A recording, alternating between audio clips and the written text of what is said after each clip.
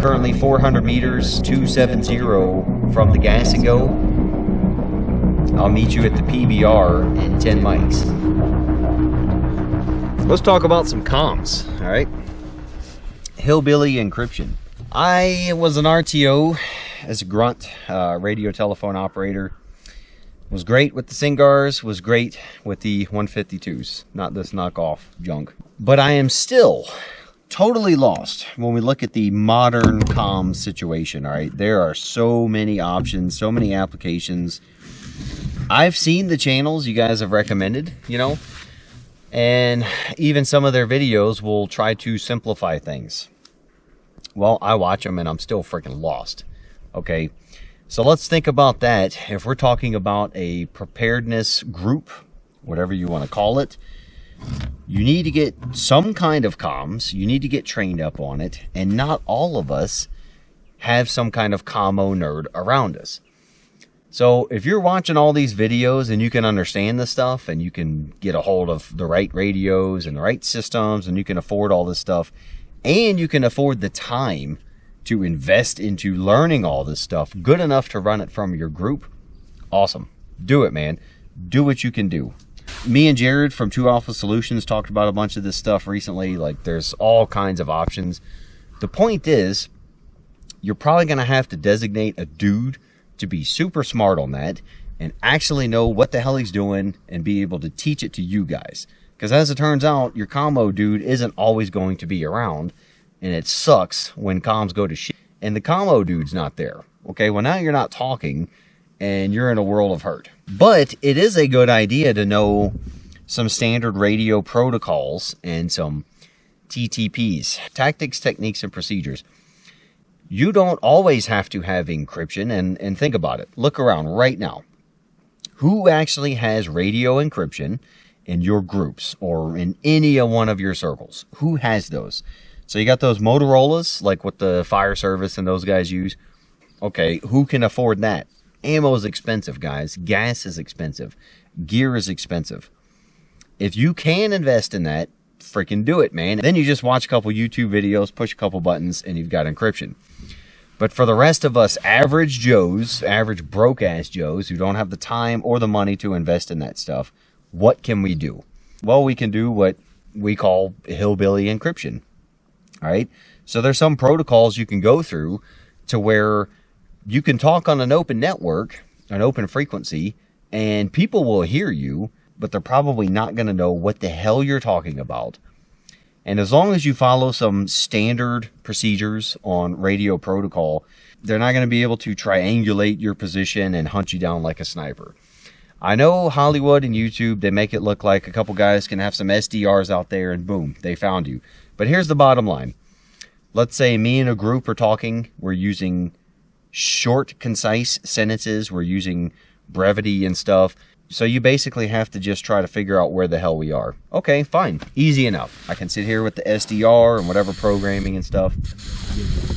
I've got 4,000 acres out here that me and my team can be operating in. How long is it going to take you to triangulate my position?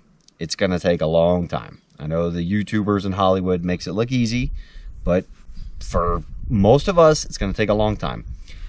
If you can even figure out where I am in the first place, because we will be moving and we will not be talking consistently. We will not be constantly transmitting to tell people like you, hey, we're over here. This is where our signal is. Let's say you've got a couple SDRs and stuff and you can figure out, yeah, well, you know, they're this azimuth in this direction, you know, and you narrow it down to, let's say, a 400-yard radius. All right, well, guess what? You probably had to get there by vehicles because you're not going to be walking around trying to triangulate all this shit all day, covering miles. You're not going to do it. You're not going to do that on foot. So you probably drove, so we probably hear your vehicles out in the woods and we know something's going on. Boom, radio silence. All right, there's a vehicle coming, shut up. Okay, now what are you going to do? Now you're not triangulating and figuring out where the hell we are. You're going to camp out all night and try to figure that out? Well, we heard your vehicle come and we heard that you didn't leave. We ain't talking anymore, okay?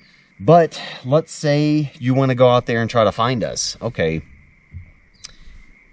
If any of the nerds think they could just walk through this stuff quietly and just walk up onto somebody holding out all their cool tech and devices and just walk up onto a patrol base, it tells me you haven't been in the woods, you haven't done operations. Because if we're talking about a legit scenario where there's force on force, and my team is actually worried about being compromised, we hear your vehicle pull up, we go radio silence, okay? We might come together and talk a little bit so we don't have to transmit, and we'll talk about it. All right, radio silence, there's somebody's out here. We heard their vehicle, because they're lazy bastards that ain't gonna walk all over the place. Isn't that right, huh? Those lazy bastards. Those lazy mother. Watch the sunset. It's my girl right here. Best security system there is. And in that real situation, so we know a vehicle pulled up and we're like legit prepared for a firefight. We go radio silent and we start hearing guys stomping around the woods, okay? If you get anywhere near our patrol base, we're going to challenge you with our challenge and password. If you don't respond properly, we're shooting your nerdy asses, okay? So again, I know you're blocking my shot there, lady. So I know the YouTube and Hollywood stuff, they just overplay it. They make it look way too easy, okay? But even if you're going to use all this tech and triangulate somebody's position, you still got to go out there and get them. It doesn't help at all to say, okay, yeah, well, they're over there. All right, well, the bad guy's commander's going to be like, well, go get them, okay? And then we're going to light you up when you come into our patrol base. You going to hang out under there? All right. So what can we do on our side? Well, first of all, we're going to limit our transmissions, all right? You should not be having long-winded conversations on the radio. That should be common sense, but that's how it goes. And you can hear the ham guys. They will talk for hours about silly shit nobody else cares about. Well, they're clogging up the net, and they're also giving the nerds with their tech plenty of time to sit there.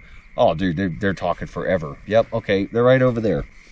But we also want to use the phonetic alphabet, all right? It could be the military one, Alpha, Bravo, Charlie, and such.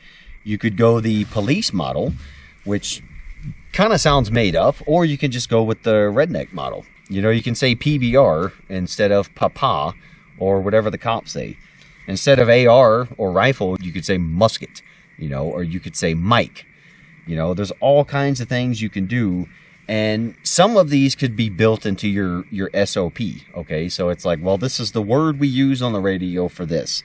The next best thing is just code talk, okay? So we make up terms for every known point in the area where we're operating, okay? So we have places named after family members and stuff, but we also have code names for them. Those code names, let's say it's a known point on a mountaintop that anybody in the area would know. If the other locals don't know the name that you gave it, you know, you could call it like Grove Point, all right?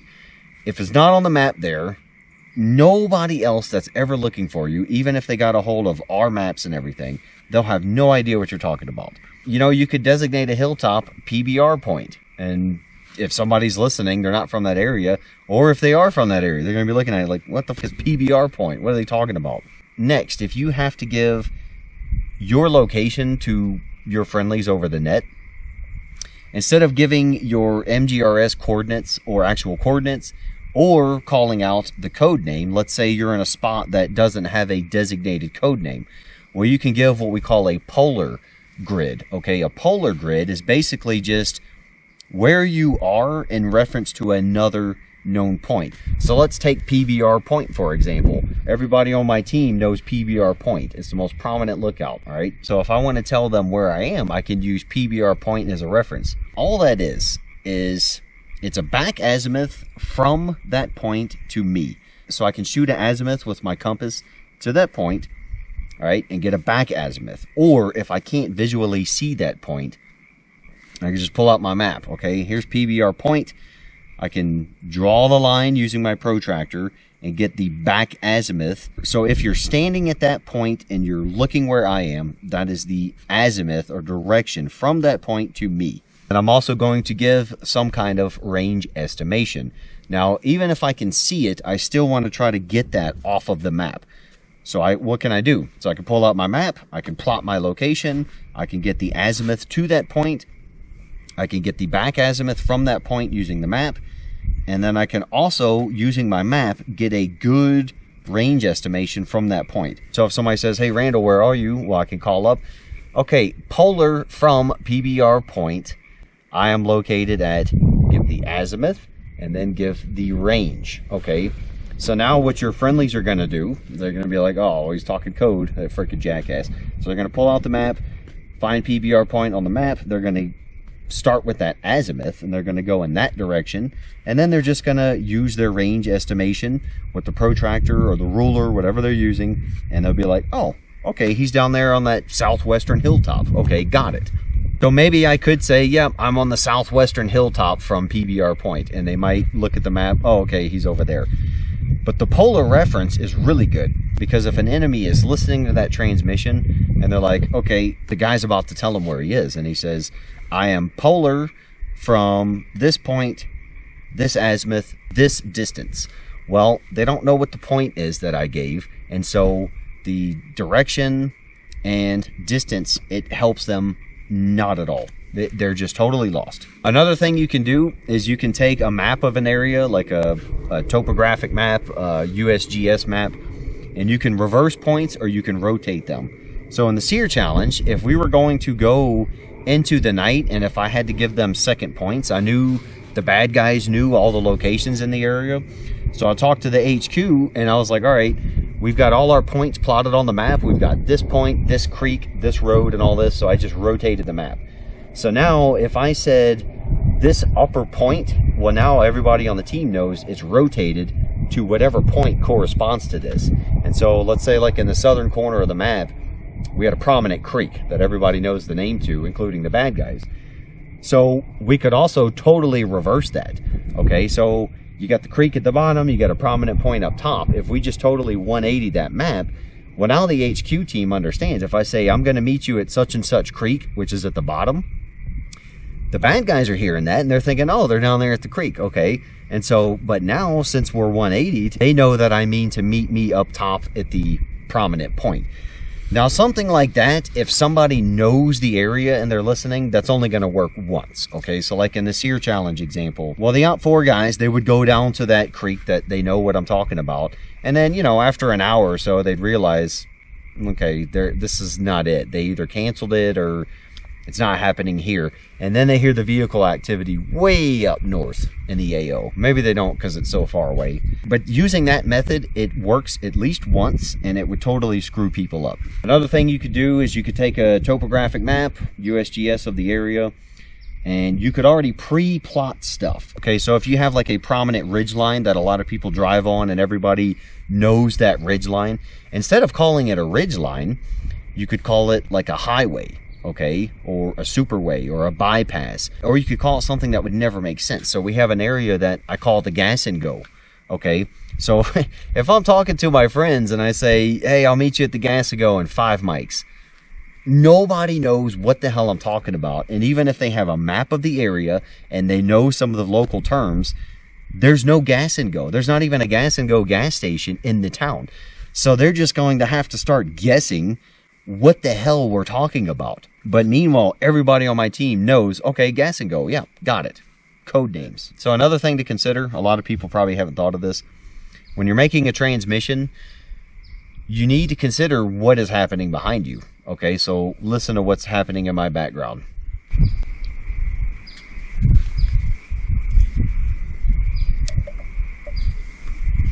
We got frogs, right?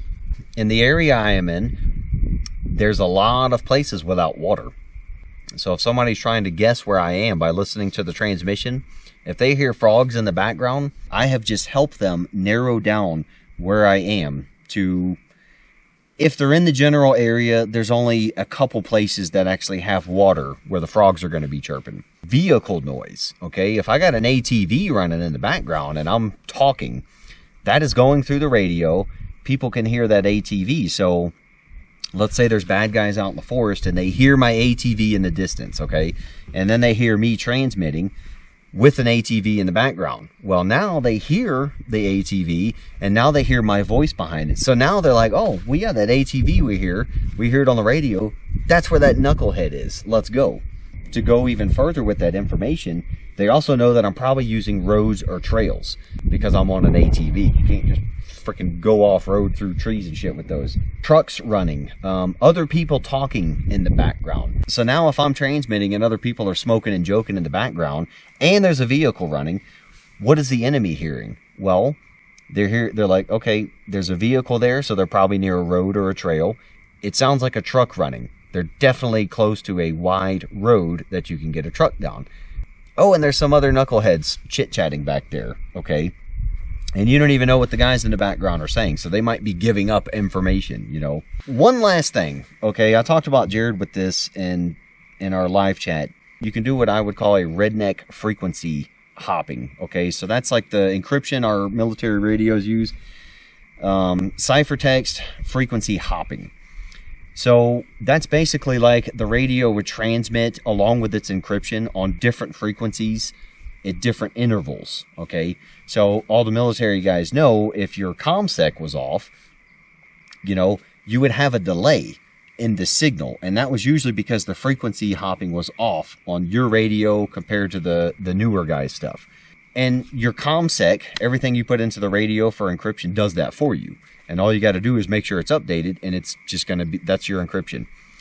So there is a redneck method. So basically, if you look at the UHF VHF Spectrum, okay, you could take your ham radios, like your Baofangs, the ham radio operator's favorite radio, and you could set your transmit tone to a certain frequency, and then everybody's radio receive tone could be an offset. So if you've ever programmed something on a repeater, that's the offset. It's plus or minus. So it's going to be this frequency plus or minus this many other megahertz, kilohertz, whatever. You can program that into your radios, in your own internal radios, without needing a repeater or anything. You just say this radio is going to transmit on this frequency, but it's going to receive on a different one. So this is offset, like when you talk to repeaters. You could also set a time schedule to where this should be pre-planned. Okay, so you tell your guys, all right, while we're out on mission, every hour we're going to do a sit rep. That's usually when we do it, a check-in. But we're going to go down the line with our frequencies. So if you're talking about a Baofeng, you got what? Over 100 freaking frequencies, channels you can program. So you can set up 100 plus freaking channels. And when you go out there, every single hour, you're using a different channel, which means a different frequency that you're programmed. So now let's look at it in terms of the guy with the SDR. So now the guy with the SDR sitting out there and he can see the frequencies popping up. So if you're using the offset, he'll see a frequency pop up on one side, and then the receiver will transmit on another one. He'll see that pop up on the other side. If you're doing your own frequency hopping, they're probably going to figure out that you're doing sit reps every hour. Okay, so they're going to check in. They're going to be like, all right, well, it's about on the hour. Let's see when they're talking. And now they might miss your transmission, or at least the first half of it, because you're transmitting on an entirely different wavelength. Okay. And you could also randomize it, you know, but this is something you would have to pre-plan. So you'd have to be like, okay, first hour, it's UHF, the bottom part of the frequency, you know, second hour, it's going to be VHF. You could do that. VHF, UHF, go back and forth. You could go into the upper band, the lower bands, and just randomize it. You could print out smart cards, you know, or dummy cards. Just a little printout of what your own redneck ComSec is for that day or for that mission. And it's like, okay, we're going to do our hourly sit reps and check-ins. And for each hour, you can just set the freaking channel everybody's going to use. So now, every hour, you're talking on UHF or VHF, and then you're talking on, I don't know, 420, 530, whatever. And then the next hour, you're talking on 128, 550, whatever. So the people that are trying to figure out where you are and listen in on you, now they're getting really screwed up. And then if they can get past your redneck ComSec, well, now they can listen to you. And they're like, oh, we got them right here. Okay, cool. Let's listen in. Yeah, I'll meet you at the gas and go. You know, so now they're like, what the fuck, man? What, you know, what are we supposed to do here? So if they got nukes, they're just going to nuke the whole freaking area because they're tired of dealing with you and your redneck asses. So there you go, guys. Redneck hillbilly encryption. We'll call it redneck ComSec. Things to think about. If you have somebody you can designate as a commo dude, and if he is smart enough to learn all that stuff, and if you guys all have the money to invest in all that, first of all, that's a big deal, then go for it, man. Get your expensive Motorola's with the encryption and everything, and have a good time. Even with encryption, you should still limit your transmissions. You should still use brevity and code words and stuff. Just a warning. But if you have none of that, if you've just got some cheap freaking Motorola's that you got from the Walmart, you know, in a bubble pack, GMR's radios, you can still talk to each other using this SOP, your redneck or hillbilly ComSec. And if somebody's trying to find you, they're going to have a hard time. They're going to be very upset when they have no idea what you're talking about. When you say gas and go and we're in the freaking mountains, they're going to be bumming, all right? And that's the whole point, just to throw people off and deter. Hope this helps, guys. I'll see you in the next one. Out.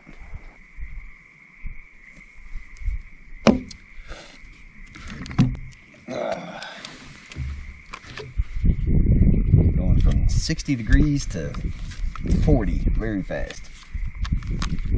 Then freezing.